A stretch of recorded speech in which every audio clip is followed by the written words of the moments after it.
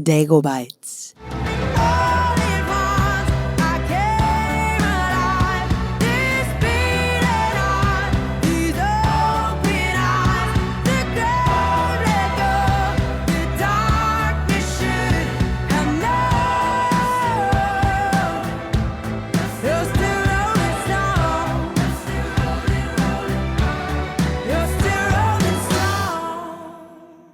Welcome back for another week of Daigle Bites. We were scheduled to be out on the Lauren Daigle World Tour when this episode was set to release, but things took a pretty hard turn. We ended up postponing our spring and summer shows, but we're so excited to get back out there as soon as we can. I was asked this question in Baltimore, Maryland. It is actually probably one of my favorite questions because I thought, a lot of times people wonder, why do we wake up in the morning? What is it that excites us? What is it that we look forward to, especially in the world of touring, because we're in a different place every single day. So in Baltimore, I was asked, what inspires you to get up every day on tour?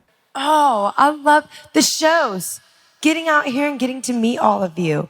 I know it sounds like you probably heard that every day, but it's so true. I wait. It's kind of like this countdown all day long. So I wake up as late as possible so I don't have to count down very long.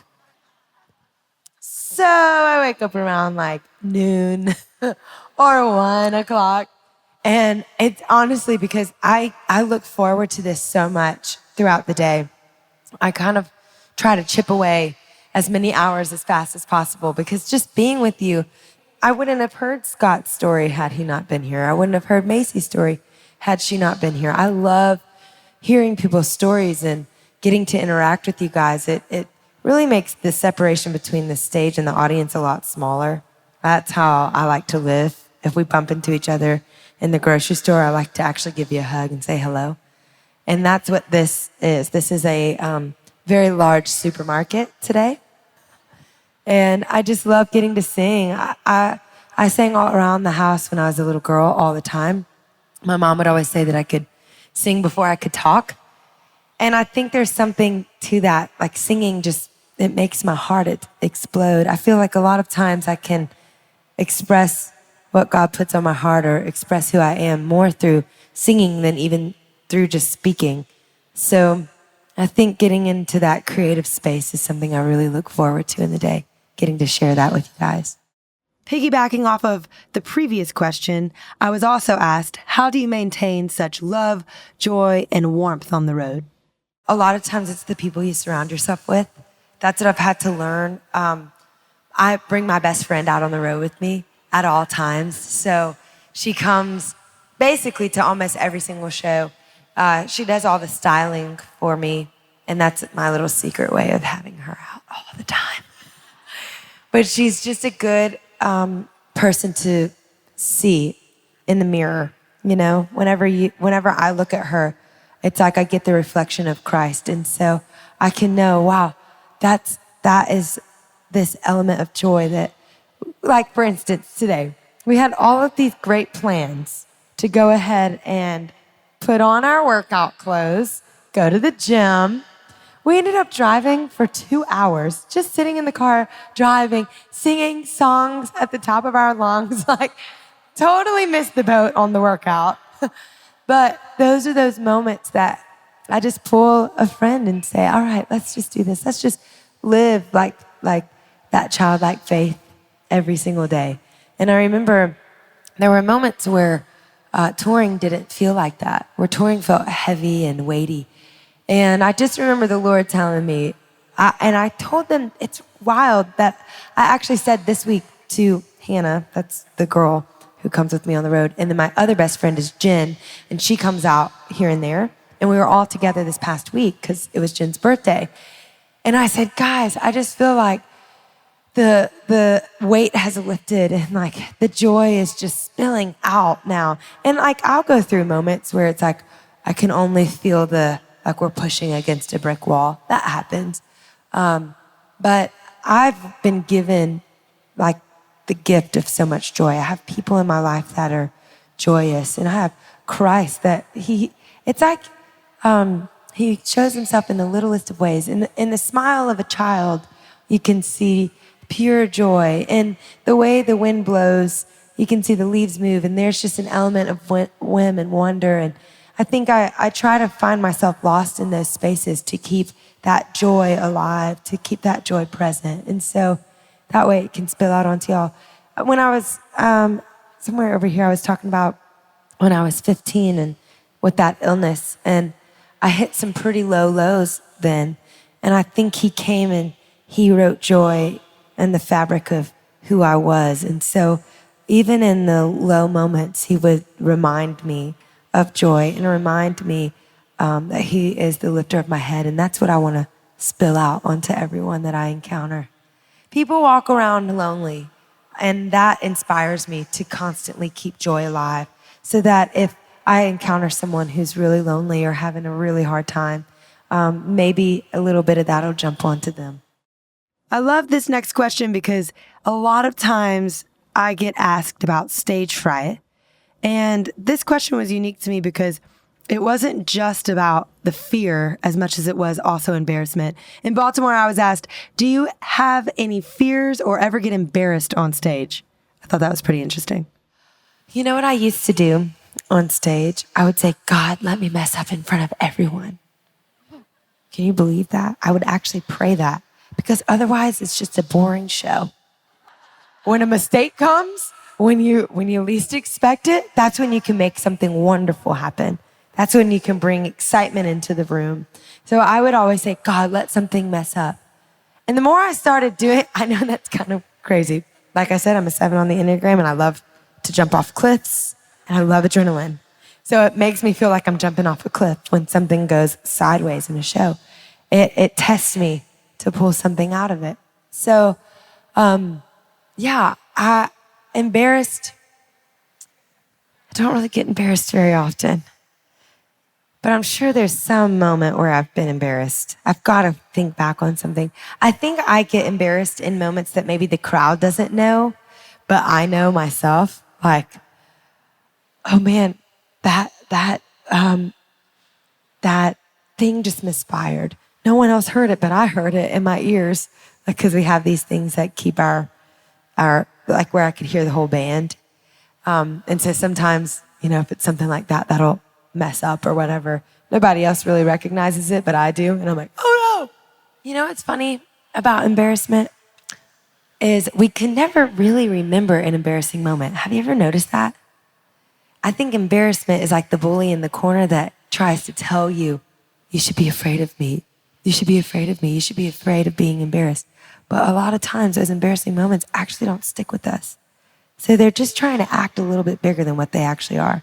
They're trying to be a lot tougher than what they actually are. They're trying to be a lot louder than what they actually are. And the second you can realize, if I'm free in front of people, then embarrassment can't be the bully in my corner. I just actually love to be free. And free is there even when embarrassment comes and tries to taunt you. It's not real. So all those embarrassing moments that you might feel like you have, or you might feel like you're going to have to face one day, you can just push them off to the side, because even the ones you've experienced, you don't even remember. They're not even that big of a deal. Isn't that cool? In Spokane, Washington, I used to say Spokane, and then I was told, no, it ain't Spokane, baby, it's Spokane. I'm like, yes, sir, I will do what you say. Spokane, Washington. I was asked, what was the night like performing at Carnegie Hall?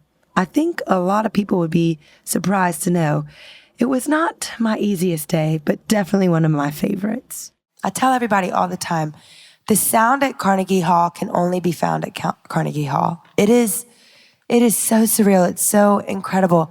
And the shape of the room, it's just so warm in there. And we had a 400-person choir singing with us, and it was a volunteer choir. Like, they flew in from all over the world. We had people from South America, people from Australia, people from Canada, people from here in the United States. People flew in from all over. And I just remember thinking, man, it is so humbling. I just couldn't keep the tears away, just thinking that people would be this invested to offer up so much of their time and resources to be a part of a night like that. And then we had, I think was it 32-piece orchestra or something like that behind us as well. So that night for me was over the top. I mean, it was so surreal. But I just remember feeling like the presence of God was there in a really special way too, because I was there. This is not a trend. It doesn't happen often, but I ended up getting the flu and I didn't know it, but I just was like, man, my voice is acting really weird. And this is super common for me. I'll be sick and just not even know because I'm like blazing on to the next thing. I love life and I have a lot of energy. So it takes me a while to realize, oh, I'm actually kind of sick right now. So it was one of those days I was like, man, my voice isn't working like at all. Something weird is going on. I've never had this happen. Well, sure enough, it was like 5:00. This is the stuff like artists never talk about, but I'm like, it's okay. Let's just blow up the whole taboo thing. So it's like 5:00 in the afternoon. We start the show, I think it was 7 or something, right? Mind you, I didn't even realize that there was no opener or like starter set. I had no idea. So I'm like, okay, so the opener goes on at 7. They're like, there is no opener, Lauren. You're doing the whole show. I was like, wait, what? They're like, yeah, the whole show. I was like, oh my gosh. So you can imagine that pressure being added as well. Like it wasn't just, we're going to do an hour-and-a-half set and they're going to do 30 minutes. It's a 2-hour night. It was like, hey, the 2.5 hours is all yours. So I remember thinking, wow, I don't have a voice. Some weird thing is happening where my voice just randomly left. And it's 5:00. And it's to the point where we had been in rehearsal. My front of house guy comes to me and he says, hey, Lauren, you might want to stop practicing because I think you need to save your voice for the show. I was like, is it obvious out there or is it just me like feeling it? This is so bizarre. They were like, no, it's becoming obvious. I was like, okay, let me just press pause. And I go to my manager, Lee, and I walk in there and I say, guys, I need to get a steroid shot right now. And I knew it. And I'm not me and shots. My dad was in the pharmaceutical world, so I know all the medical world, and I'm about as hippie as it gets. So I'm like, give me all the natural stuff. But I looked at him, I was like, something is wrong. And do you know, the next morning I woke up sick as a dog. I ended up having the flu. But the whole point of why I told that story is because that night, it was that one of those moments in life where you can see all the pressure facing you, staring at you. I had family flying from all over the country. It was one of those kind of events. And the thing about Carnegie Hall that makes it really special is you can only the only way you can play there is if you're invited. It doesn't work like how a normal venue works. So there was kind of this pressure surrounding it. And it was like, of course, that's when I'm going to be my weakest. So I feel like that night was really, really special to me because I got to just stand on stage and feel like God was just holding my hand through the entire performance. And it really became one of my favorite nights, honestly. The sound was so rich. The people in there, the presence of God was in there. And it felt like, it really just felt like worship. So yeah, I don't know. Raise your hand if that feels like identifiable, where you feel like those moments where the greatest amount of pressure combines with like one of your greatest weaknesses. And then you see such bountiful fruit come from that. It was kind of one of those nights that it wasn't exactly what I thought it was going to be, but it actually became beautiful in a completely different way. In Portland, Oregon, I was asked, how do you protect your voice while touring? I have like a little cold going on right now. It just came on today. I woke up and I was like, what in the world is happening? My world. And so we have, in those moments, we have these 3 set lists that we go by. And it's to keep the quality of the show the same regardless of the set. So I have a set like, everything's awesome, we're gonna live the best life ever. And the, I'm kind of feeling under the weather set, and the, oh gosh, I can't do it. I'm over, life's over set. And we just modify, honestly. Like we say, okay, if we have to take out one song, what song can we replace it with that keeps the set equally as rich? And I think a lot of times, like being an artist on stage, that is your demise. Like, it is the worst feeling when, I told someone this in the car, I said, it's like feeling like someone cut off your hand whenever you feel like you can't be 150%. And then you realize, wow, this overachiever, she needs to die every now and then. Like, really, she needs to just be put to sleep. Chill out, sister. Because 100% is actually beautiful. And 80% is actually beautiful if it's an honest time. And so I would say if you ever feel pressure to personally go less than what you think you're able to bring, don't consider that as like, oh, this is a worse set. Me having to have boundaries and take a few steps away from my norm doesn't mean that you're not equally as great. It means you're actually taking care of yourself so that you can sustain for all the time that you need to sing and do things. So what do I do to keep up with my voice? I work on it all day. Really, I am not at that place where I can jump out on stage and everything is absolutely perfect. And I think that's going to take like another 20 years. I steam and I just make sure that I'm working with a vocal coach all the time. And I actually love it. Like, I love the craft. We talk about spending 40 minutes a day, like in 10-minute intervals of just like humming or gargling, because gargling's like actually really good. I know it's so weird and I might do it a little bit tonight. Sneak peek, woo. But it's actually really healthy for your voice because it relaxes all the muscles around your vocal cords. Anyway, there's a lot of little techniques like that I do to just keep up with throughout the day. In Dayton, Ohio, I was asked, what is your favorite song to perform live? And I've got to be honest, I make a different song up every single night because it's so daggum hard. I love them all. But here's my answer. I actually love Still Rolling Stones. That's one of my favorite songs because there's just so much energy to it. It's a lot of fun. I love Turn Your Eyes Upon Jesus. That's probably my other favorite. It has so much soul and so much history in it. I love Your Wings because we get to dance. That's fun. I love You Say because you guys sing it really loud. I could sit here and you know what would happen? I would start to list every song on the record. I just love to sing. I just love being with you guys. And I say this every Q&A, but it's the truth. They say that songs are like your children. You love all of them equally as much, but in very different ways. You don't have a favorite. That's how songs are. You can't have a favorite. You just love them all in just different ways. In Dayton, Ohio, I was also asked, what's the craziest miracle you've seen happen on tour? I love this next story. There's this one girl, it was amazing. This one girl, she stood like this, like her hips were over here and then her back was like this. She had crazy scoliosis. And we prayed for her backstage. And it's it's a two-part story, but we prayed for her backstage because she was going in for surgery, I think the next week or something like that. And they had done an x-ray to determine like they're going to have to do whatever procedure. She was a little nervous about it.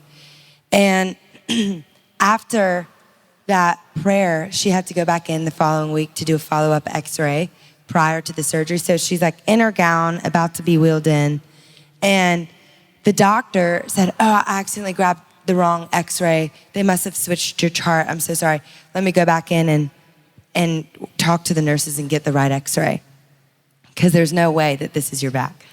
So he comes back and thinking it's not possible that this girl was here just a couple weeks ago and now her back is completely fine. And it ended up being her x-ray. And her back was like it wasn't all the way straight, but it was significantly straighter. And they didn't end up performing the surgery. So she sent us an email of the before and after x-ray. And it's like insane. And the crazy part is that was the first miracle I had ever seen when I was I think I was 10 years old. I was at a summer camp and this man was praying over all of us. And this one girl had scoliosis and he laid hands on her and she started screaming. And he had all the children, like all of us laying hands on her as well. And she started screaming and I'm like freaked out, like what is going on? I didn't grow up in a church like that, so it was really new for me. And her back started straightening literally like right before our eyes. Like you could see it through her skin straightening. The next day, her knee ended up slipping out of socket and the ambulance had to come get her. But think about it. If a back is actually straight and that's the first time her body has ever experienced a straight spine, the rest of her joints and stuff are having to adjust to figure out like what's going on. So anyway, I love miracles. I welcome them. I'm like, Lord, I don't care if it looks crazy. Like, bring it on. It's so liberating to watch and to get to be a part of that kind of hope. So thank you for tuning in to another episode of Daigle Bites. We're finalizing those dates as we speak. So to all you ticket holders, keep your tickets.